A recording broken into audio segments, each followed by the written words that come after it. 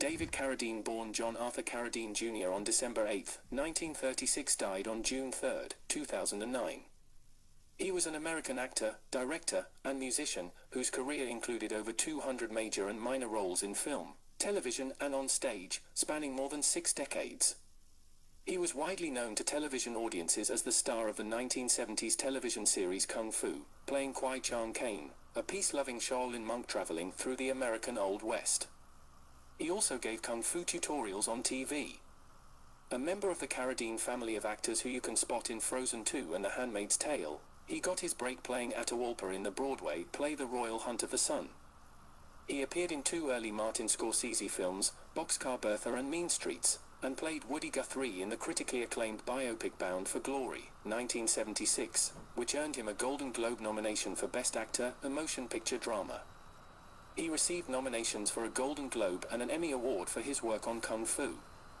Later in his career, he became known for his B-movie and martial arts roles, but experienced a resurgence after playing the title character in Quentin Tarantino's Kill Bill duology.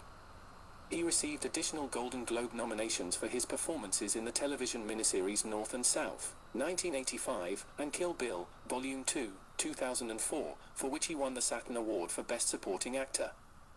On April 1, 1997, Carradine received a star on the Hollywood Walk of Fame. Throughout his life, Carradine was arrested and prosecuted for a variety of offenses, which often involved substance abuse. Films that featured Carradine continued to be released after his death. In addition to his acting career, Carradine was a director and musician. Moreover, influenced by his Kung Fu role, he studied martial arts, particularly Shaolin Quan. Born in Hollywood, California, the eldest child of actor John Carradine, 1906 to 1988, and his wife Ardenelle Abigail, née McCall, Carradine, 1911 to 1989. He was a half-brother of Bruce, Keith, Christopher, and Robert Carradine, and an uncle of Eva Carradine and Martha Plimpton, most of whom are also actors. Primarily of Irish descent, he was a great-grandson of Methodist evangelical author Beverly Carradine and a grandnephew of artist Will Foster. Called Jack by his family, Carradine had a turbulent childhood. His parents divorced and repeatedly remarried. He was born to his mother's second marriage of 3, and his father's first of 4. At the time of Carradine's parents' marriage, his mother already had a son by her first husband, whom John adopted. John Carradine had planned to have a large family, but later he discovered his wife had gotten 2 abortions without his knowledge, and afterward a miscarriage rendered her unable to carry a baby to term. Against this backdrop of marital discord, David almost succeeded in committing suicide by hanging at the age of 5. This would inspire a lifelong interest in hanging and choking. He said the incident followed his discovery that he and his elder half-brother, Bruce, who had been adopted by John, had different biological fathers. Carradine added, "My father saved me, and then confiscated my comic book collection and burned it, which was scarcely the point."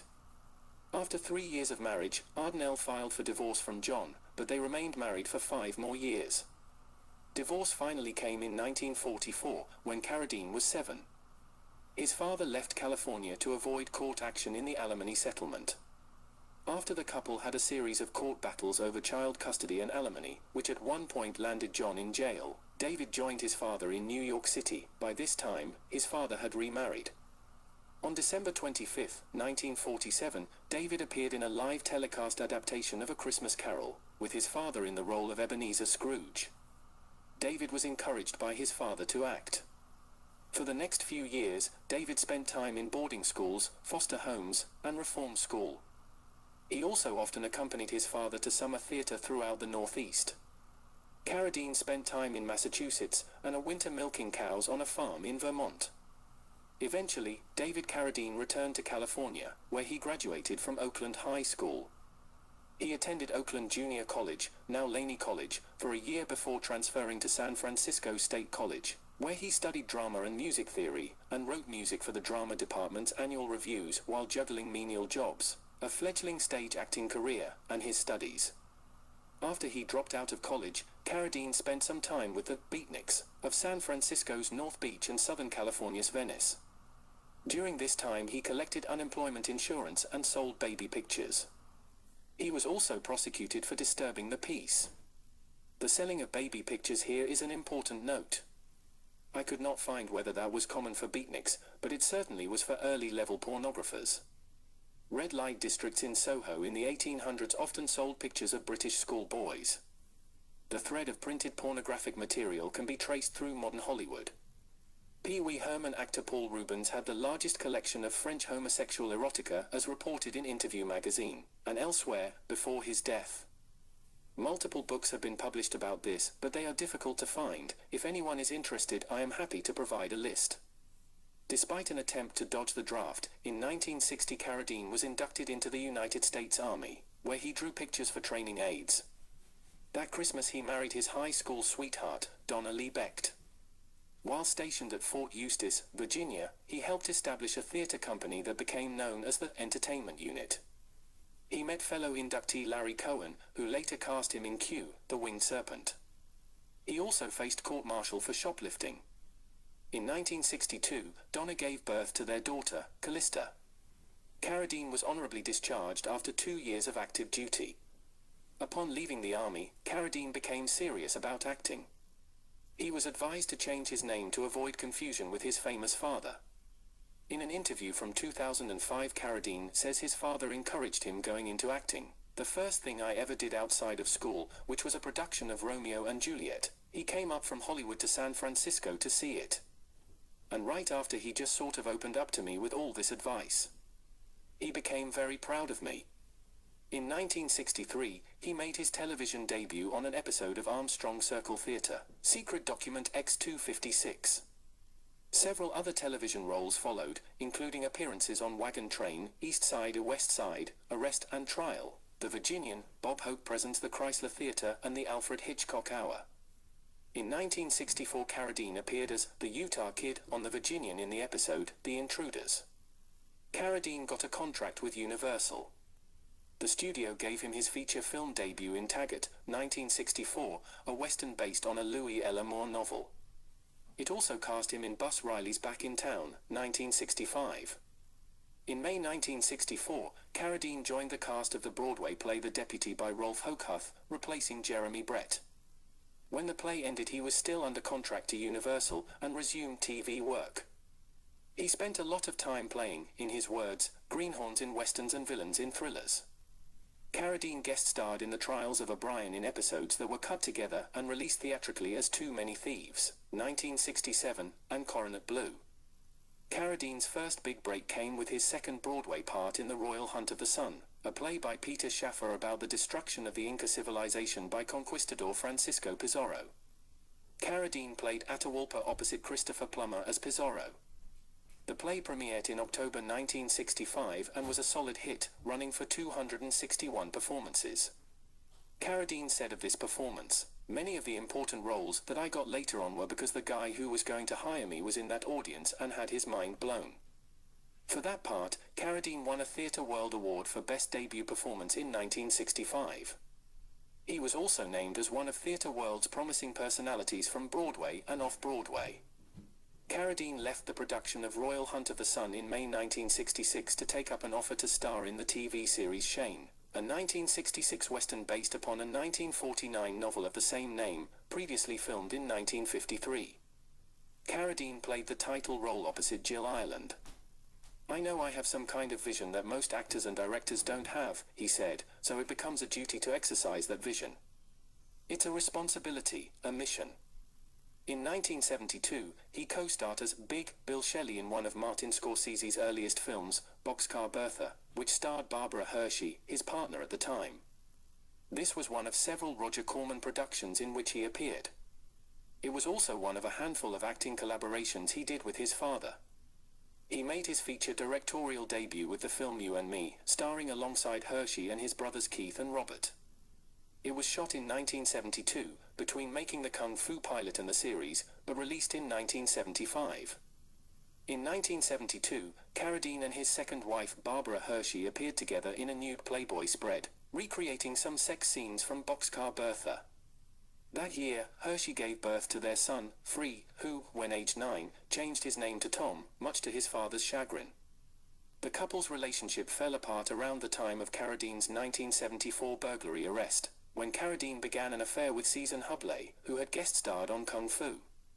Carradine was engaged to Hubley for a time, but they never married.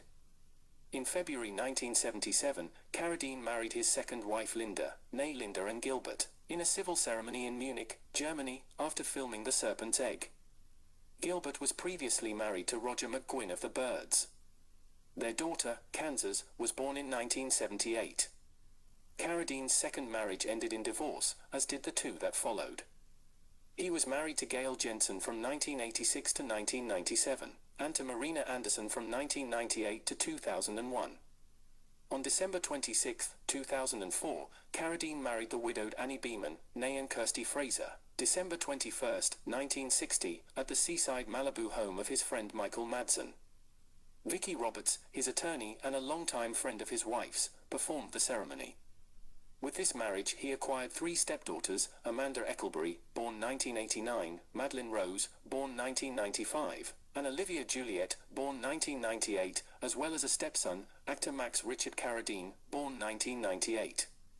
In one of his final interviews, Carradine stated that at 71, he was still in excellent shape, attributing it to a good diet and having a youthful circle of friends.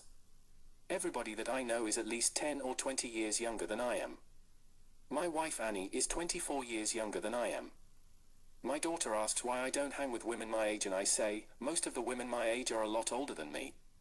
For 3 seasons, Carradine starred as the half-Chinese, half-white American Shaolin monk Kwai Chang Caine in the ABC hit TV series Kung Fu, 1972 to 1975. Carradine relied on his dancing experience and took Kung Fu classes to achieve the required moves. The role was nominated for an Emmy and a Golden Globe Award. Along with Bruce Lee movies, Kung Fu helped to popularize the martial arts and Eastern philosophy in the West. Carradine's character also brought the term grasshopper, referring to an apprentice, into popular culture.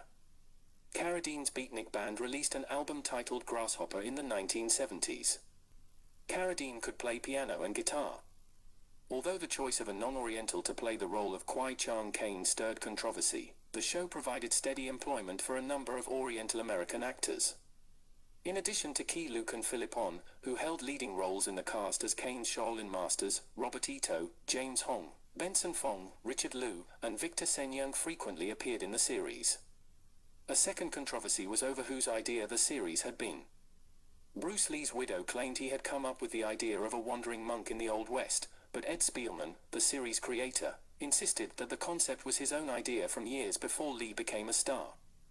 In an interview from 2005, Carradine disputed Bruce Lee's claim, "That's mythology. I think the way that story started was that they got it mixed up with the silent flute. Not sure how that happened."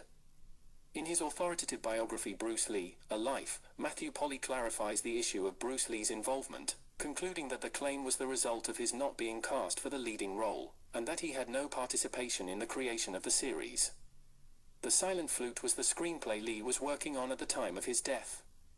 Kung Fu ended due to several factors. It has been said that Carradine left the show after sustaining injuries that made it impossible for him to continue. While Carradine mentioned it when talking about his work in film, other causes involved were Carradine's burnout, changes in the writing and shooting that altered the show's quality, and changes in the time slot, which led to the audience's decline. Finally, the main reason was Carradine's decision to quit to pursue a career as a film actor and filmmaker. Also, the bad publicity that the 1974 peyote-related incident attracted on him affected the ratings in a way that Radames Pera described as sabotage, and that Carradine himself acknowledged had been detrimental to them. In 1974, at the height of his popularity in Kung Fu, Carradine was arrested again, this time for attempted burglary and malicious mischief. While under the influence of peyote, Carradine began wandering nude around his Laurel Canyon neighborhood. He broke into a neighbor's home, smashing a window and cutting his arm, and accosted 2 young women, allegedly assaulting one while asking her if she was a witch. Carradine pleaded no contest to the mischief charge and was given probation. He was never charged with assault, but the young woman sued him for $1.1 million and was awarded $20,000. During Kung Fu's original run, Carradine made cameo appearances in Scorsese's Mean Streets, 1973, alongside his brother Robert Carradine, and Robert Altman's The Long Goodbye. He also directed several episodes of Kung Fu, a short musical called A Country Mile, 1973, and a film, Around. Carradine's annual salary on the show was reportedly $100,000. Carradine made multiple car chase films after Kung Fu. His third car chase film for Corman, Thunder and Lightning in 1977. Next came the role of the alcoholic, unemployed trapeze artist Abel Rosenberg in The Serpent's Egg, 1977. Set in post-World War I Berlin, The Serpent's Egg, which also starred Liv Ullmann, is together with The Touch one of the two only English-language films by Swedish director Ingmar Bergman. Bergman said of his leading man, "I don't believe in God, but heaven must have sent him." Carradine said that he and Bergman had plans to collaborate further, but Bergman's affection for him waned when he passionately protested a scene that included the butchering of a horse. Carradine returned to the director's chair with Americana, 1981, which was actually the completion of the earlier movie Around, which he also starred in, produced and edited. The film took 10 years to complete due to difficulty in financing. It featured several of his friends and family members in supporting roles. It won the People's Choice Award at the Director's Fortnight at Cannes, but failed to achieve critical support or adequate distribution. He also directed the unreleased Mata Hari, an epic that starred his daughter, Callista. Carradine initially wanted his girlfriend in the title role, but they broke up, so he gave the role to his 15-year-old daughter. A little young to play the sexy spy, Carradine decided the film would show her aging as they filmed in India and Holland. Still, the fact that Carradine thought of his underage daughter for the role of a spy that sleeps with various high-flying men is strange. Carradine reprised his role as Caine in Kung Fu, the movie, 1986, for TV, which he also produced. It was the acting debut of Bruce Lee's son, Brandon Lee. He starred in the low-budget action film Behind Enemy Lines, 1986, and reprised his role as Lamont in North and South, Book 2, telecast in May 1986.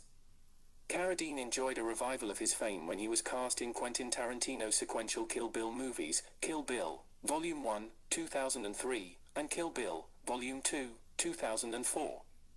Among those who thought his portrayal of Bill, the assassin extraordinaire, would earn him an Academy Award nomination was Scott Mantz of the Mediadrome, who said, "Carradine practically steals every scene he's in with confident gusto, and he gives a soulful performance that should all but ensure a spot on next year's Oscar ballot." Roger Ebert and Richard Roeper each had Kill Bill Volume 2 on their top 10 list for of Academy Awards predictions. Although the films received no notice from the Academy, Carradine did receive a Golden Globe nomination and a Saturn Award for Best Supporting Actor for his portrayal of Bill. It should be noted Carradine's director, Quentin Tarantino, also has fetishes, including a foot fetish. The actor, who once received an award for being the hardest working actor in Hollywood, still had approximately a dozen films in post-production at the time of his death in 2009. His final released movie was the cult independent film, Night of the Templar, 2013, directed by his friend Paul Sampson, in which Carradine wielded a sword, katana, for the final time on screen. Almost like a foreshadowing, there are several peculiar and eerie references in the film that coincidentally relate to the circumstances of Carradine's untimely passing, which include autoerotic asphyxiation. His last scene on screen ended in the following dialogue: "Well, old friend, see you in the next lifetime, / yeah, old friends, old soulmates, / yes, we are." David Carradine arrived in Bangkok, Thailand on May 31, 2009, to shoot his latest film, titled Stretch. Stretch shows the Chinese mob in a bad light, and so there is an element of global espionage here, potentially. Carradine was last seen alive on June 3, but his assistant and other film staffers could not reach Carradine when they were going to have dinner and decided to leave without him. Carradine called the assistant an hour later, but was told the group was across town and he would have to make his own arrangements that evening. On June 4, Thursday, at the age of 72, Carradine was found dead in his room at the Swissotel Nilert Park Hotel, located on 2 Withayu Road, in central Bangkok. Lieutenant Tirapop Lwanson, Lieutenant Colonel Pirom Jantrapiram, and Colonel Somprasong Yenthuam, superintendent of the nearby Lumphaní police station, 139, Withayu Road, said that Carradine was found naked and had hanged himself in the room's closet with a curtain cord. Police said he had been dead for at least 12 hours and found no sign of struggle. A chambermaid found Carradine's body Thursday at Bangkok's Swissotel Nilert Park Hotel.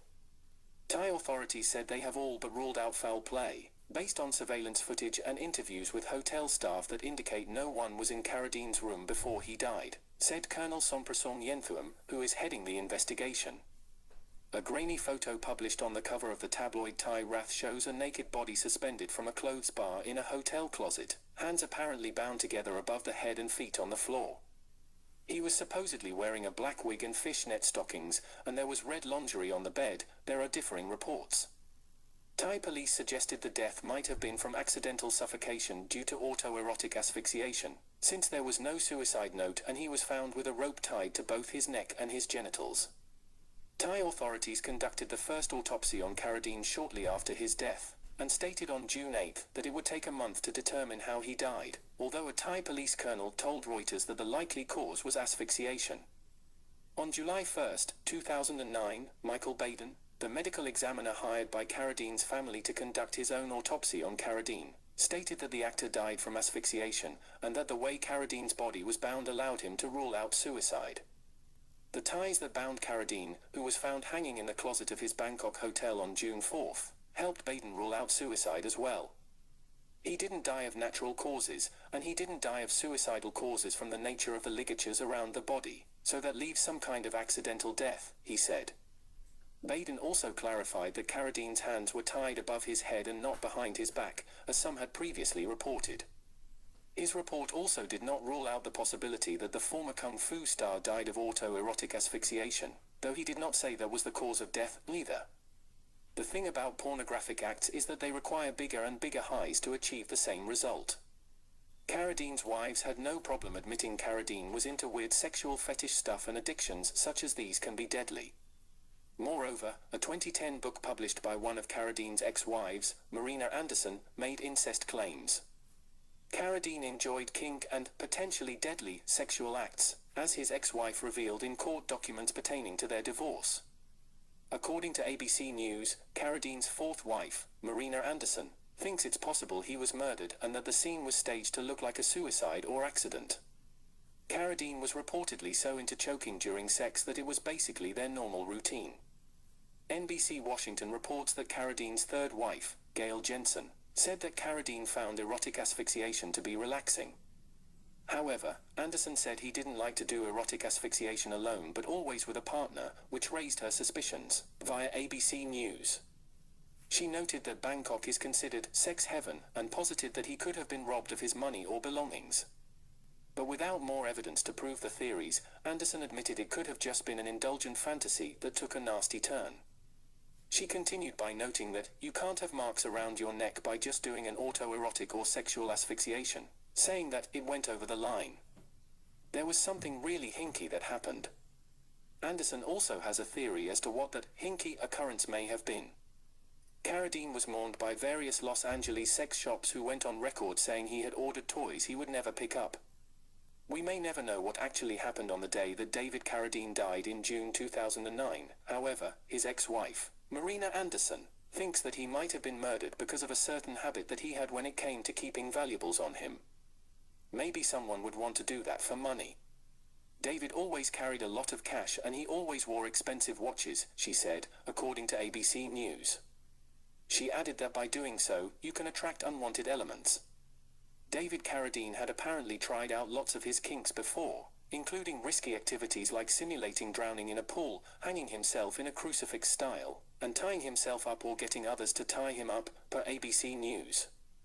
According to Nola, Carradine's loved ones were utterly horrified to find out that post-mortem photos of the actor hanging in the closet had been published by Thai Wrath, a tabloid publication.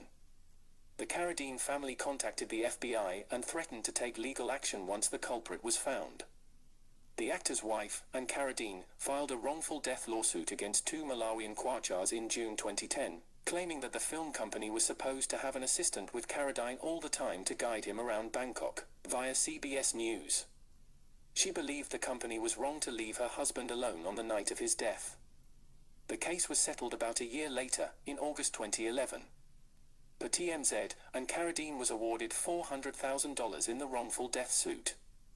It's not a surprise that the FBI would prioritize a case like this instead of the thousands of whites killed and maimed by black murderers released from jail too soon.